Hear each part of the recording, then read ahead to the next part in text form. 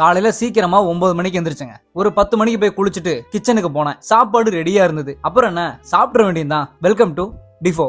கரெக்டா சாப்பிட போகும்போது கலைஞர் கொடுத்த டிவில கலைஞர் சேனலை போட்டாங்க. பாஸ் என்கிற பாஸ்கரன் படத்தை போட்டிருந்தாங்க. அப்படியே படத்தை பார்த்துக்கிட்டு சாப்பாடு சாம்பாரையும் குழச்சி அடிச்சு கூட இந்த பருப்படையை கடிச்சுக்கிட்டா அதுல எப்படி பாஸ்கருக்கு ஒரு நல்ல தம்பி இருந்தாரோ இந்த சாம்பாருக்கு ஒரு பருப்படை இருக்காருங்க. நல்ல ஒரு காம்பினேஷன். எங்க வீட்டுல எப்பயும் குழம்பு வைக்கிறப்ப பயப்படவே மாட்டாங்க. ஆனா இந்த சாம்பார் வைக்கிறப்ப மட்டும் பயப்படுவாங்க. பேசிக்கலி நான் ஒரு சாம்பார் பைத்தியம். இவ்வளவு திட்டு வாங்கினதுக்கு அப்புறமும் மறுபடியும் சாம்பாரை ஊத்தி அதுல இருக்க மாங்காய் எடுத்து சாப்பிட்டுட்டு வீடியோ எடுத்த வரைக்கும் உட்காந்து எடிட் பண்ணலாம்னு நினைச்சாங்க. அங்கதான் ஒரு ட்விஸ்ட். பக்கத்து வீட்டுல இருந்து அமைதியான குழந்தைகள் எல்லாம் வந்திருந்தாங்க. அவங்களோட சேர்ந்து நானும் அமைதியா ஐக்கியமாயிட்டேங்க. ஒரு கொஞ்ச நேரம் போனதும் ஸ்நாக்ஸ் பண்றோம்னு சொல்லி சத்து மாவுல கொழுக்கட்டை ரெடி பண்ணாங்க. அதுவும் அவங்களுக்கு பிடிச்ச டிசைன்ல. இது ரெடி ஆகிற கேப்ல நல்ல மழை பெய்யும் போது எங்க நைனா சூடா பஜ்ஜி வாங்கிட்டு வந்தாரு. வாங்கிட்டு வந்த பஜ்ஜிய எல்லாம் ஒன்னா சேர்று போட்டு ஒரே தட்டுல சோறு அப்படின்னு பஜ்ஜி மேல குருமா ஊத்தி நல்லா மிக்ஸ் பண்ணி சாப்பிட்டு ரெடியான கொழுக்கட்டையை எல்லாரும் சேர்ந்து அன்பாக்சிங் பண்ணிட்டாங்க.